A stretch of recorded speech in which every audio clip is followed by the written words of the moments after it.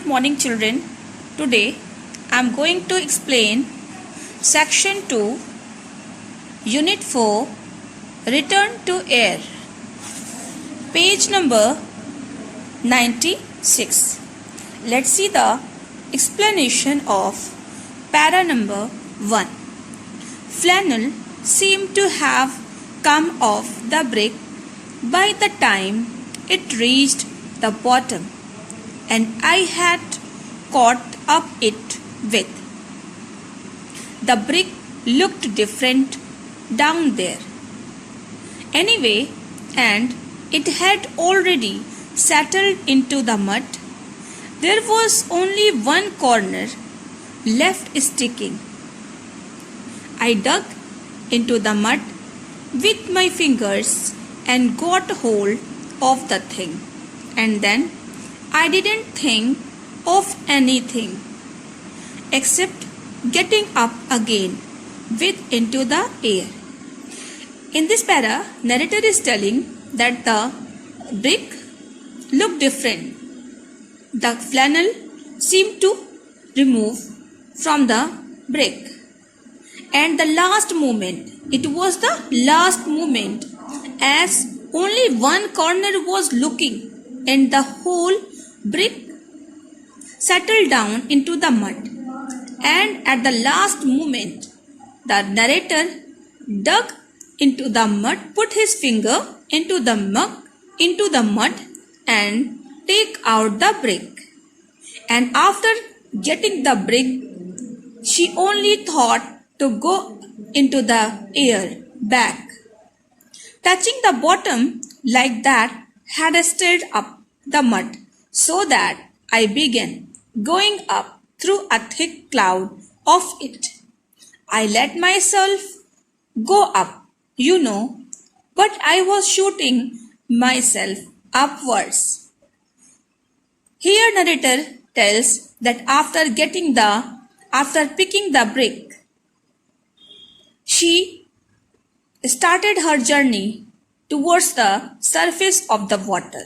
She pushed herself towards the surface because she was in a hurry. She didn't want to waste any moment there. The funny thing was, I only began to be afraid when I was going back. And it was a very funny thing that when she started her journey to the surface, so there are many fears that started to come up in her mind. She thought that she might swim underwater too much far. Perhaps she reached at the other end of the pond where the fishermen used for fishing. Some more fears were there. She thought that the fish hook might caught into her cheek. It might hurt her face. So that's what the fear. She got afraid about that fears. And all the time I was going up quite quickly and thinking and moving towards the surface fastly. And the water was changing from brown black to green brown and then to bright lemonade. And at that time the watercolor was also changing from brown black to green brown and then to bright lemonade. Children, I explained the meaning of lemonade in the last explanation of the last page. I could almost see the sun shining through the water. I was so near the surface. It wasn't until then that I felt really frightened. I thought I was moving much too slowly, and I did never reach the air again in time. Now she was near to the surface. She could see the sunshine very clearly, but still she got afraid. She felt that she could not reach in the air within the given time.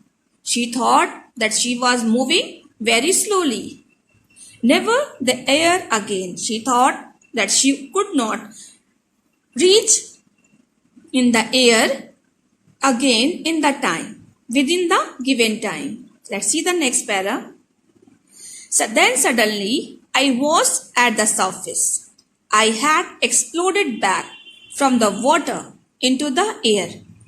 And in between these thoughts, thinkings, she came up at the surface. She reached at the surface. She is telling that I had exploded. Exploded means burst out, to appear suddenly. So she appeared on the surface suddenly, as she was thinking that she was moving slowly and she could not reach there in the time. But she reached at the surface all of a sudden.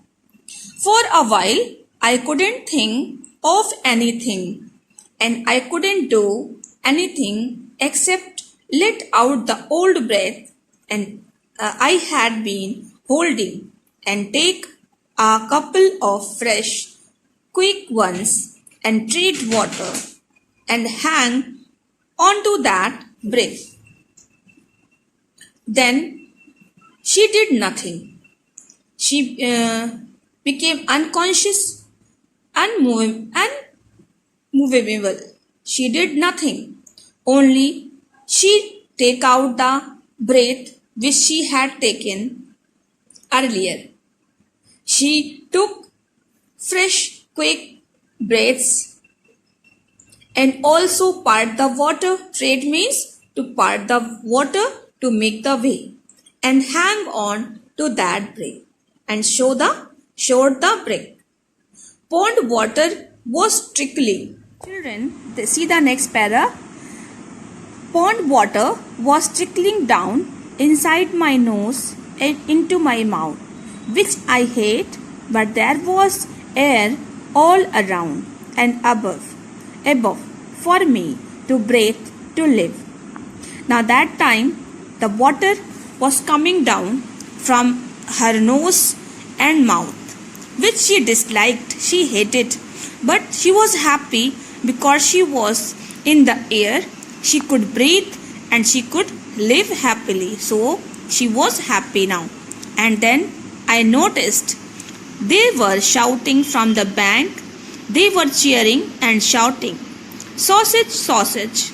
And the instructor was hallooing with his hands round his mouth and bellowing to me, "What on earth you got there, sausage?" Now when she became conscious, she noticed, she realized, noticed means took care, focused. So she focused, she realized that people were shouting, they were cheering to her.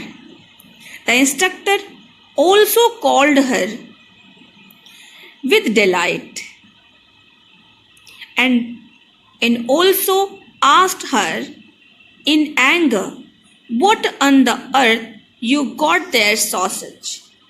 Hallowing means, let us see the meaning of hallowing, shouting with delight. So he was happy to see the sausage, so he called her happily and bellowing to me, but he became angry when he saw the brick. He asked her that what he brought from the bottom. So then I turned myself properly round and I had come up almost facing the fishermen at the other ends of the ponds, but otherwise only a few feet from where I had gone down. So that was all right. I turned round and swam back to the bank, and they hauled me out and gave me my glasses to have a good look at what I had brought from the bottom. She swam towards the area of fishing, but for a little distance. So when the instructor called, he came back fastly toward the side of the river where people bathe and swim, and the people pulled her out. Hauled means pulled out. and gave her spectacles glasses so that she could see that what she had brought from the earth.